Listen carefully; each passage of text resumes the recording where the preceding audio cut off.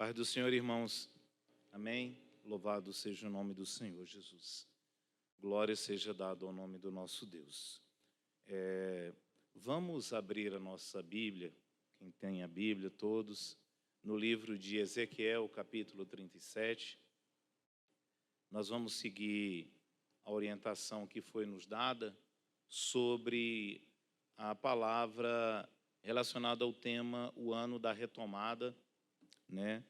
E eu creio que o Espírito Santo de Deus, ele trabalha de uma forma unânime e uniforme no meio da igreja. A Bíblia diz que nós devemos ser de um mesmo pensar, de um mesmo parecer. E se veio esse tema, esse pensamento de trazer essa ideia para a igreja, essa palavra voltada para esse tema, acredito na vida do pastor do nosso campo, acredito sim que veio da parte do Senhor primeiro. Então nós vamos seguir essa linha. Amém, irmãos? Ezequiel capítulo 37, Deus abençoe as nossas vidas, abençoe essa palavra. Eu confesso para os irmãos que não parece, pode não parecer, mas eu sou um pouco acanhado de estar aqui na frente. Então os irmãos vão orando aí e vai me compreendendo. Eu gosto mais de orar, de estar aqui na frente eu fico, irmão Aldenir, não parece, mas eu sou muito envergonhado de subir aqui e trazer a palavra, né? Mas vamos lá, glórias a Deus. Ezequiel, capítulo 37, o irmão hoje à tarde me trouxe o convite de trazer a palavra hoje, e quando ele falou isso, eu falei, Senhor, que palavra eu levo, né? E sobre esse tema, e logo me veio à lembrança essa passagem que é muito conhecida dos irmãos, né? A igreja do Senhor conhece essa passagem bastante. E eu queria fazer a leitura com os irmãos e que os irmãos me acompanhassem. Eu vou ler até o versículo 14. Diz assim a palavra do Senhor. Veio sobre mim a mão do Senhor. Está escrito assim, irmãos? Ezequiel 37, é isso mesmo? Amém. Veio sobre mim a mão do Senhor. E o Senhor me levou em espírito e me pôs no meio de um vale que estava cheio de ossos. E me fez andar ao redor deles, e eis que eram muito numerosos sobre a face do vale, e estavam sequíssimos. E me disse, filho do homem, poderão viver estes ossos? E eu disse, Senhor Jeová, tu o sabes. Então me disse, profetiza sobre estes ossos, e dize-lhes, ossos secos, ouvi a palavra do Senhor. Assim diz o Senhor Jeová a estes ossos, eis que farei entrar em vós o espírito e vivereis. E porei nervos sobre vós, e farei crescer carne sobre vós, e sobre vós estenderei pele, e porei em vós o espírito e vivereis. E sabereis que eu sou o Senhor. Então profetizei como se me deu ordem, e houve um ruído enquanto eu profetizava. E eis que se fez um rebuliço, e os ossos se juntaram, cada osso ao seu osso. E olhei, e eis que vieram nervos sobre eles, e cresceu a carne, e estendeu-se a pele sobre eles por cima, mas não havia neles espírito. E ele me disse, profetiza ao espírito, profetiza ao filho do homem, e dize ao espírito, assim diz o Senhor Jeová, vem dos quatro ventos, ó Espírito, e assopra sobre estes mortos, para que vivam. E profetizei como ele me deu ordem. Então o Espírito entrou neles, e viveram, e se puseram em pé, um exército grande e extremo. Então me disse, filho do homem, estes ossos são toda a casa de Israel. Eis que dizem, os nossos ossos se secaram, e pereceu a nossa esperança. Nós estamos cortados. Portanto, profetize e dize-lhes, assim diz o Senhor Jeová, eis que eu abrirei as vossas sepulturas, e vos farei sair das vossas sepulturas, ó povo meu, e vos trarei a terra de Israel. E sabereis que eu sou o Senhor, quando eu abrir as vossas sepulturas, e vos fizer sair das vossas sepulturas, ó povo meu, e porei em vós o meu espírito, e vivereis, e porei-vos na vossa terra, e saberei que eu, o Senhor, disse isso e o fiz, diz o Senhor. Amém? Os irmãos podem sentar. Eu não convidei os irmãos para ler conosco alternadamente, para a gente ganhar o tempo, porque a leitura era um pouco extensa. Irmãos, eu acredito que o tema proposto como foi nos dito, o ano da retomada, que é um olhar, uma perspectiva para 2022,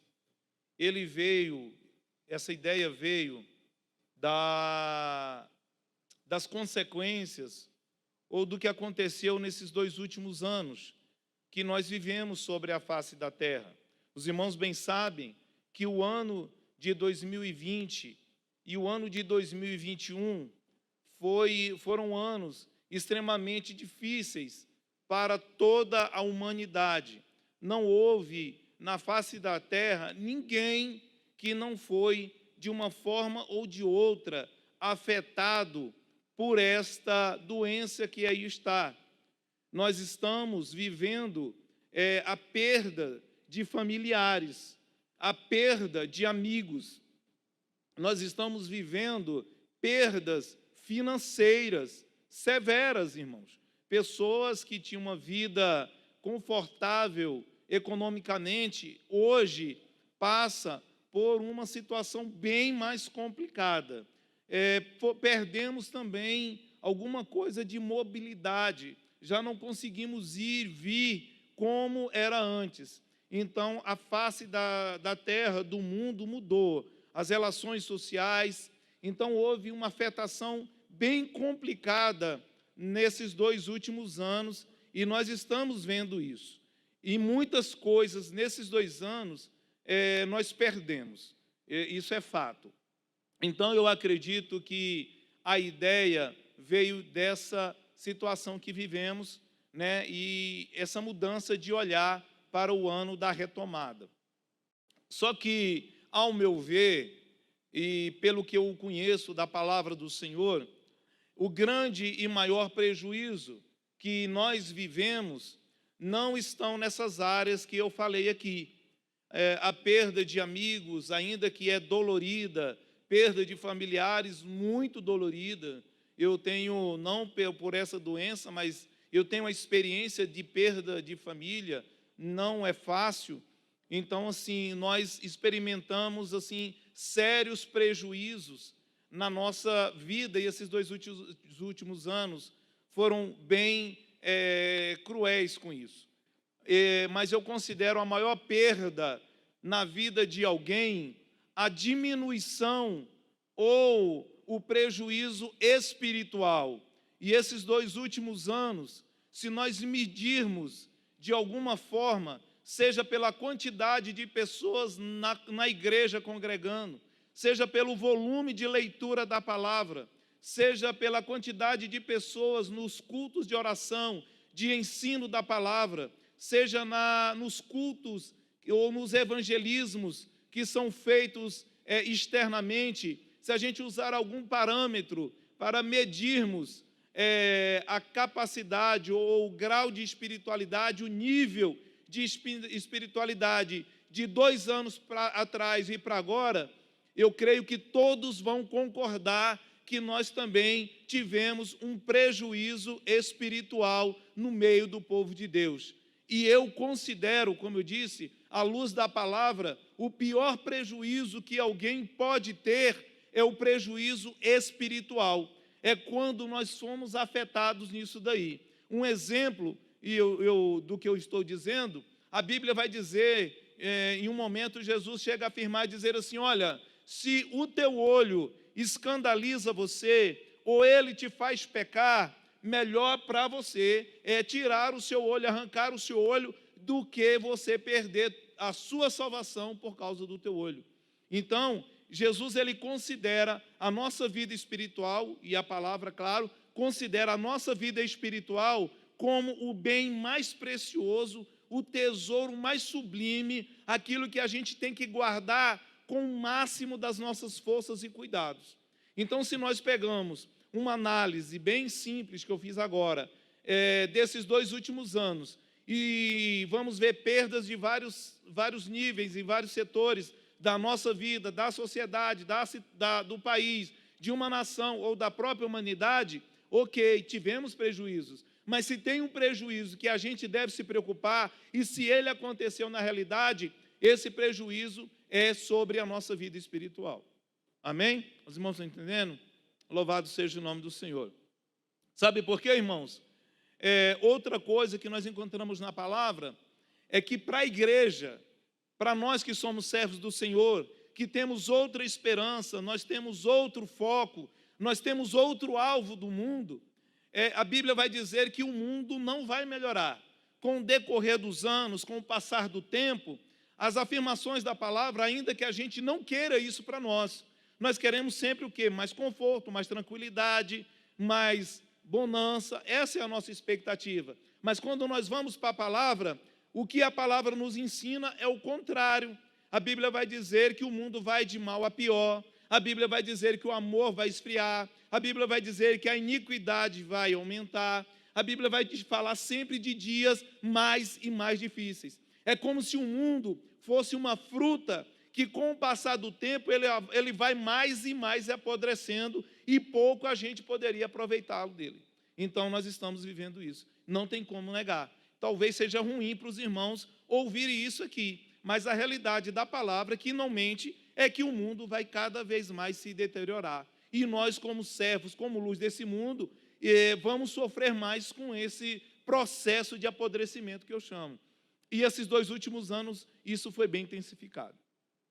E o texto que nós lemos, irmãos, ele vai trazer um cenário de muita tristeza e de muita angústia que Israel estava vivendo. Qual era esse cenário, irmãos? Nós vemos que por causa dos pecados, das iniquidades, do desprezo da palavra, Deus trouxe Israel para uma situação de escravidão, de cativeiro, como nós conhecemos bastante na história, o cativeiro da Babilônia. Então, esse momento dessa palavra, Israel estava no período de escravidão por 70 anos, ali na Babilônia. E era um momento de extrema angústia e falta de esperança. Por quê, irmãos? Porque Israel estava na sua terra, Israel tinha um templo, Israel plantava, Israel colhia, Israel tinha um exército, Israel tinha uma cultura.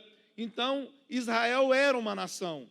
E aí veio Nabucodonosor, invadiu Jerusalém, invadiu Israel, acabou com tudo. Não ficou nada de pé. O templo ficou em ruína, os instrumentos, as vasilhas do templo foram roubadas, as casas, tudo foi acabado ali, tudo foi destruído. E o povo de Israel foi tirado da sua terra. Esse texto aqui foi mandado para o povo que estava em cativeiro. Eles não estavam na terra deles e estavam sendo dominados por pessoas cruéis. Então, imagine, irmãos, uma nação que ela é destruída, é uma nação que não existe mais como nação. Qual seria o sentimento daquele povo? Não há mais esperança para nós. Nós não temos um exército, nós não temos um rei, nós não temos um líder que se levante, ajunte o povo para se rebelar contra a Babilônia. E ainda que houvesse um rei, nós não temos força, nós não temos um exército suficiente para fazer frente a Israel. Os irmãos quiserem conhecer de uma forma assim, um pouco mais detalhada, leia as Lamentações de Jeremias. O livro de Lamentações de Jeremias, ele vai dizer um pouco do que Israel passou.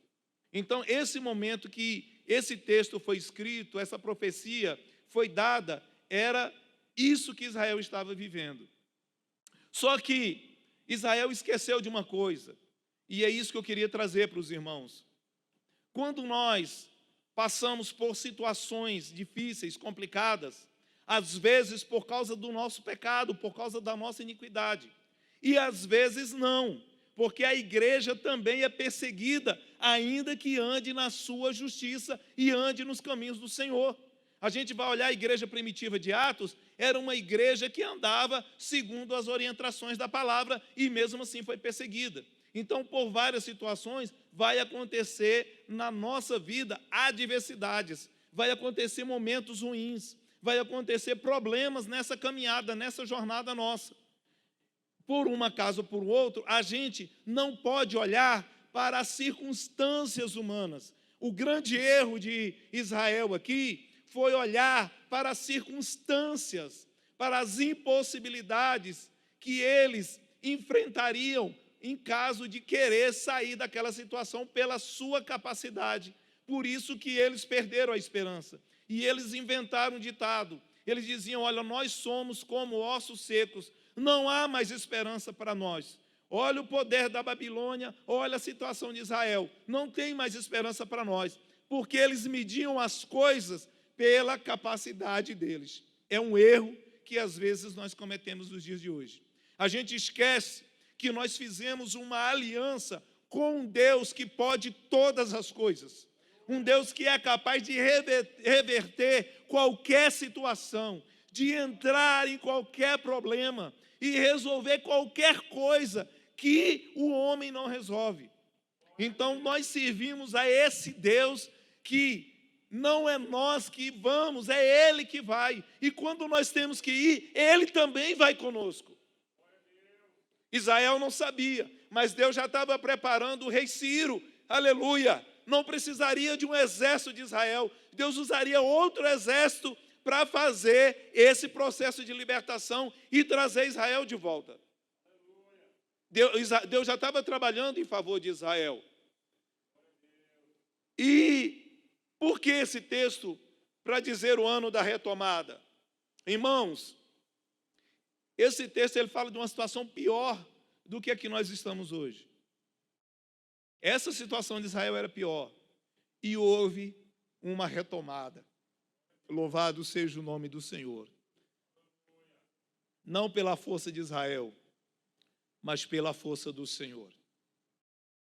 Deus, louvado seja o nome do Senhor, é quem faz a retomada na vida daquele que crê e espera nele. Louvado seja o nome do Senhor. E Deus gosta de retomada. Eu louvo a Deus por isso. Porque Deus gosta de mostrar a glória e o poder dele. Deus gosta de trabalhar no sobrenatural. Deus gosta de quebrar as leis da natureza, mostrar que ele é poderoso. O texto que nós lemos, Deus fala, olha, eu vou fazer para vocês entender, para vocês voltar a crer que eu sou Deus e eu estou com vocês. Deus não gosta de ver o povo dele desanimado nem desistindo. Irmão, mas você não sabe da minha história.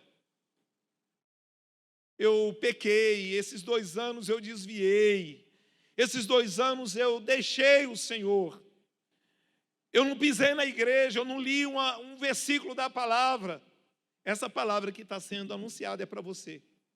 Porque nós temos um Deus que perdoa, nós temos um Deus que liberta, nós temos um Deus que injeta ânimo, nós temos um Deus que consola, nós temos um Deus que livra do maligno.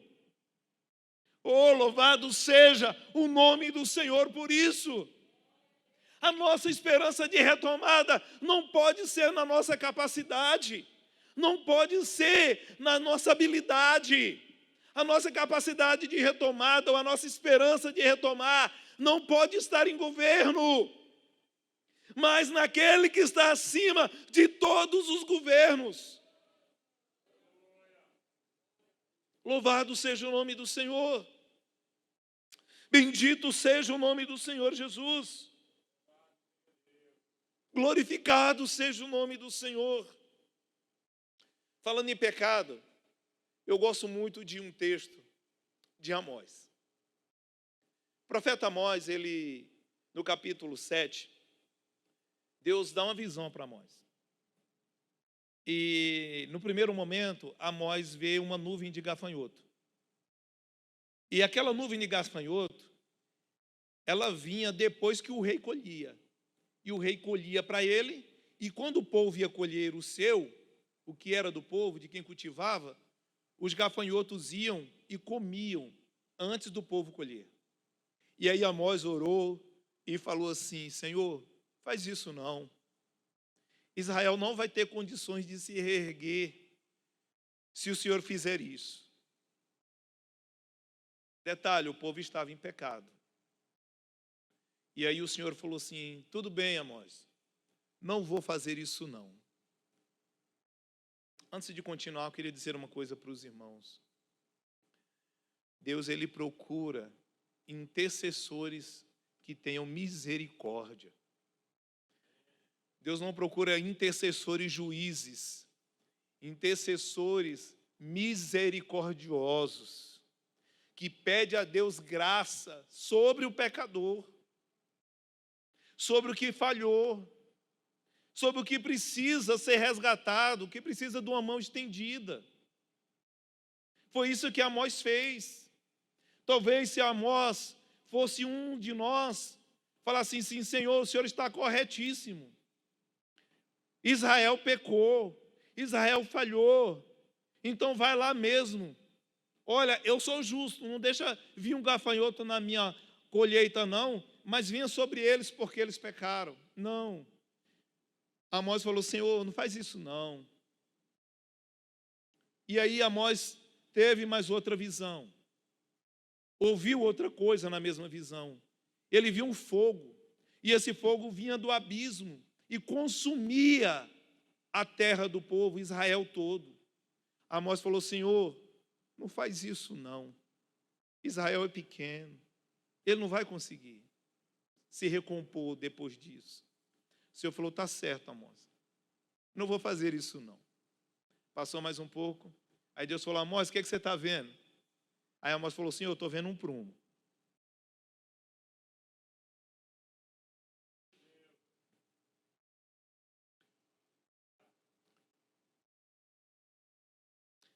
Aí Deus falou assim: viste bem, Amós, eu vou passar um prumo no meu povo. Sabe o que isso quer dizer, irmãos? Amós, o pecado, ele gera morte. Se eu aplicar o pecado sobre o pecado, a pena do pecado que é a morte, eu sou justo, eu estarei certo. Mas o pecado também pode ser consertado. Eu posso arrancar o pecado, eu vou passar um prumo. Eu não vou destruir meu povo não, Amós. Eu vou consertar. Eu vou consertar meu povo, Amós. Eu quero dizer uma coisa, irmãos. Deus gosta de retomada. Deus quer consertar o que caiu na prostituição. Deus quer consertar o que esfriou na fé. Deus quer consertar o líder que deixou de trabalhar. Deus quer consertar o que deixou de congregar. Deus quer passar um prumo. Os irmãos entendem? Olha que Deus maravilhoso. Deus gosta de retomada. Deus gosta disso. Uma outra passagem que me deixa assim muito alegre foi quando o povo voltou do cativeiro e foi reconstruir o templo. E aí aquele templo ele estava saindo mais simples, né? A construção estava sendo mais humilde. E o povo começou a lamentar e ficar triste, lembrando da opulência, da riqueza do templo construído por Salomão. E aí Deus levanta o profeta Ageu, capítulo 2, vendo que o povo tinha retomado a construção. Falou: Ageu, fala para o povo ficar triste não, porque a glória dessa segunda casa será maior do que a glória que eu derramei na primeira. Eu quero dizer uma coisa para você, irmão, de verdade. Decida retomar alguma coisa que você perdeu de espiritual nesse ano de 2022. Comece agora, porque se você perdeu o dom de profecia, eu digo para você que Deus quer te usar mais do que já te usou. O dom, o talento, a habilidade, aquilo que você fazia em prol dos outros para o reino, Deus vai te usar de uma forma dobrada, triplicada. Porque não tem nada que pode impedir ele, foi o que nós lemos. Não há uma circunstância, não há uma adversidade, não há nada que se oponha a Deus para impedir ele de agir. E a vontade dele é que a glória na sua vida seja maior do que foi, aleluias, até agora. Deus gosta de retomada. Talvez nós não. Nós, às vezes, apontamos. Olha lá, fez isso, fez aquilo, agiu assim, agiu daquele outro jeito. Passou 2 anos no episódio e na igreja agora vem com a maior cara. Talvez, né? Mas em nome de Jesus, nós vamos fazer isso aqui na igreja de Etag, não. Em nome de Jesus Cristo. Mas eu vou dizer para os irmãos como Deus gosta de retomada. A Bíblia diz que um menino começou a crescer e ele olhou o mundo acenou para ele se deslumbrou com o mundo, chegou e falou: pai, eu quero parte da minha herança. Eu quero desfrutar desse negócio aí. E o pai foi, deu a parte, ele foi, ficou lá, gastou, perdeu tudo, sofreu muito. Aí chegou um dia, como nós diríamos hoje, ele estava na pior. O Espírito de Deus recobrou a mente dele. É como se ele dissesse assim: rapaz, eu vou retomar. Eu vou tomar uma decisão de retomar o que eu era, o que eu tinha, o que eu possuía.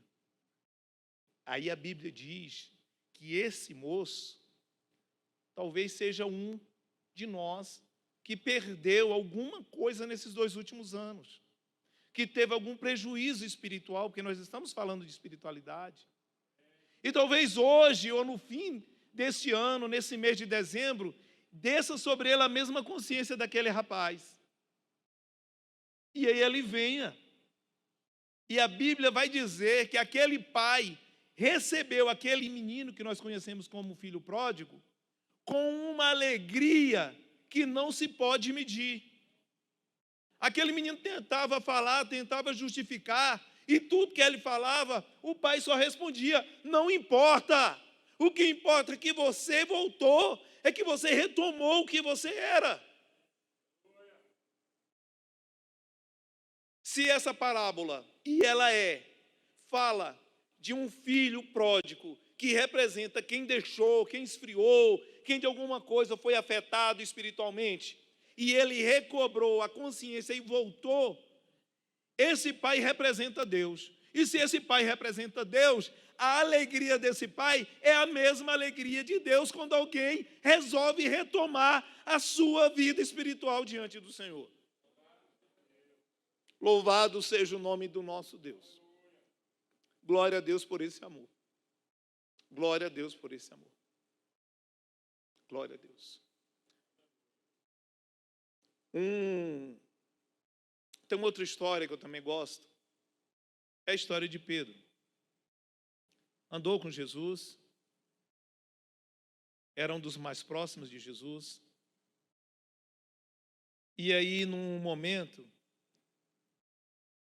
ele chega a dizer para Jesus, próximo à crucificação, que jamais ele abandonaria Jesus.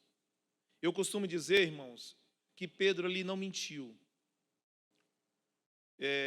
Para Pedro, ele tinha aquela coragem que, na verdade, ele não tinha. Porque quem conhece a gente por completo é só o Senhor. Por isso que nós não devemos julgar o outro. Ah, isso aí eu não faria. Olha, será que se a gente passar pela mesma situação dele, a gente não faria a mesma coisa ou pior? Então, só Deus conhece o nosso íntimo, o nosso interior. Só Deus conhece de fato as nossas fraquezas. E aí, quando Pedro afirma que jamais fugiria, Jesus diz para ele que ele negaria Jesus. Por 3 vezes. E aconteceu de fato.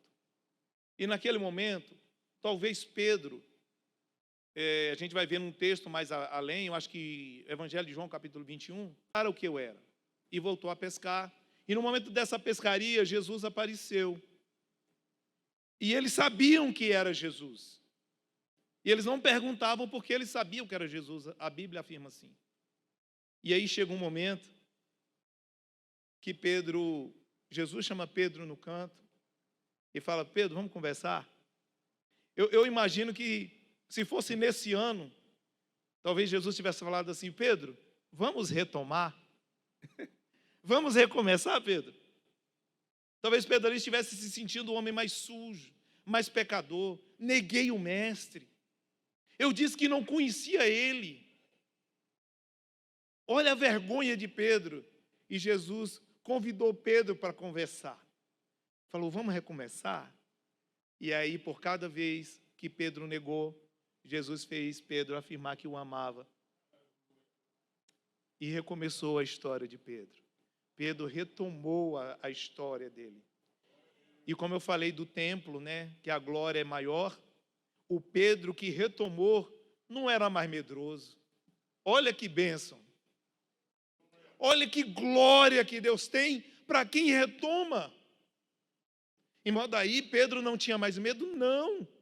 Porque a Bíblia vai dizer que logo mais adiante, Pedro estava preso. Pedro foi preso com Tiago e Tiago foi morto. E Pedro continuou preso para ser morto logo após. E quando o anjo foi libertar Pedro na prisão, Pedro estava dormindo. Como que alguém que vai ser morto dorme? Pedro estava dormindo, perdeu o medo. Porque a glória de quem retoma é maior o depois do que o antes. E eu profetizo isso na sua vida. Retome para você ver a glória e o poder que Deus tem reservado para derramar sobre a sua vida. E não falo isso como boca de homem. Louvado seja o nome do Senhor. E já estamos terminando, indo para o fim. E eu queria só dizer uma coisa. Foram anos difíceis, mas esses anos difíceis não podem vencer quem tem uma aliança com Deus. Esses anos não podem destruir esse povo que foi lido aqui mais cedo, que foi escolhido pelo Senhor. E a escolha de Deus não foi porque nós éramos bons. Talvez alguém vai dizer: irmão, eu não quero retomar, porque eu não sou bom, eu não dei um bom exemplo nesses 2 anos. Mas eu quero dizer, olha, irmãos, a Bíblia diz que Deus escolheu as pessoas vis, os mais baixos, o que não era nada. Então não faz diferença não. Se você caiu nesses 2 anos, se você desanimou, se você esfriou, se você entristeceu o Espírito Santo, não faz muita diferença de quando foi a primeira vez que Deus te chamou, não. Glória a Deus por isso. Não é verdade, irmãos? Quando Deus pegou nós lá no mundão, qual a diferença faz de quem alguém que caiu nesses 2 últimos anos e precisa retomar? Nenhuma. A graça é a mesma, a misericórdia é a mesma. Agora a glória é maior. Louvado seja o nome do Senhor. Deus não quer ninguém caído. Deus não quer ninguém de pé. E eu queria fazer uma leitura de um texto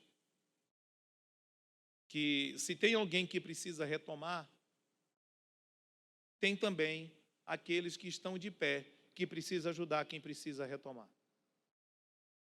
Hebreus capítulo 12. Eu queria fazer uma leitura com os irmãos. A partir do versículo 12, 2 versículos nós vamos ler.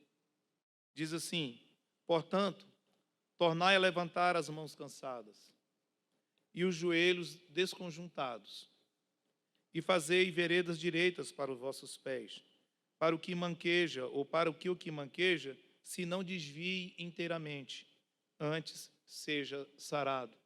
Deus não tem interesse de que o que está fraco, o que está desanimado, o que está embaraçado com algum pecado, alguma coisa, que ele se perca totalmente.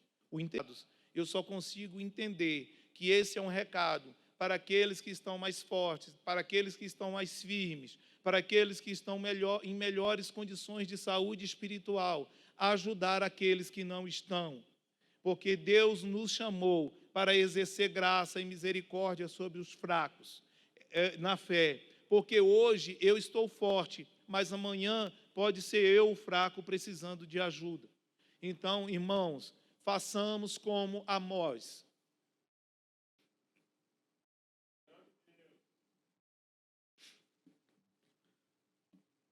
Talvez nessa pandemia, você olhe para a sua vida espiritual e diz assim: nossa, eu estou bem.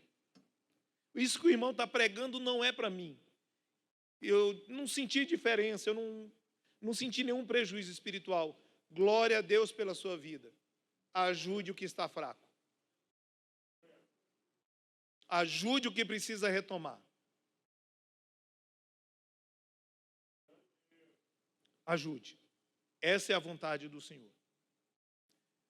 Eu costumo fazer uma oração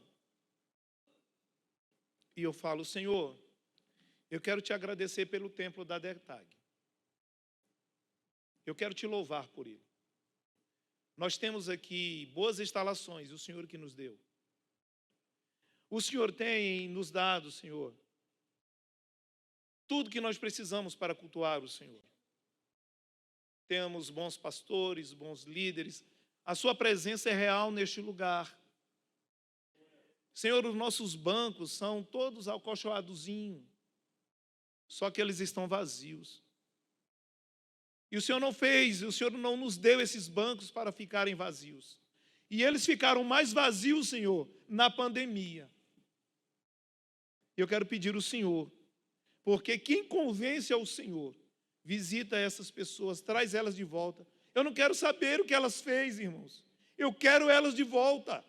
O pai do filho pródigo, ele não queria saber o que o filho tinha feito, ele queria o filho de volta. Nós temos que querer o jovem de volta, os obreiros de volta, as famílias de volta.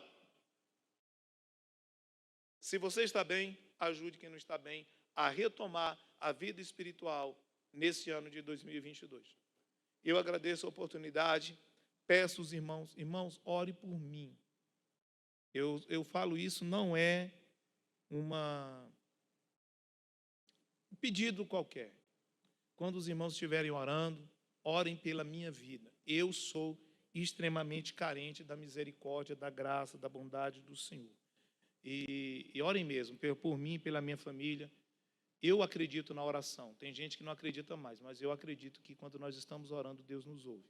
E agradeço a oportunidade, os irmãos que nos ouviu. Deus seja com a tua vida. Retome, irmãos, em nome de Jesus. Amém.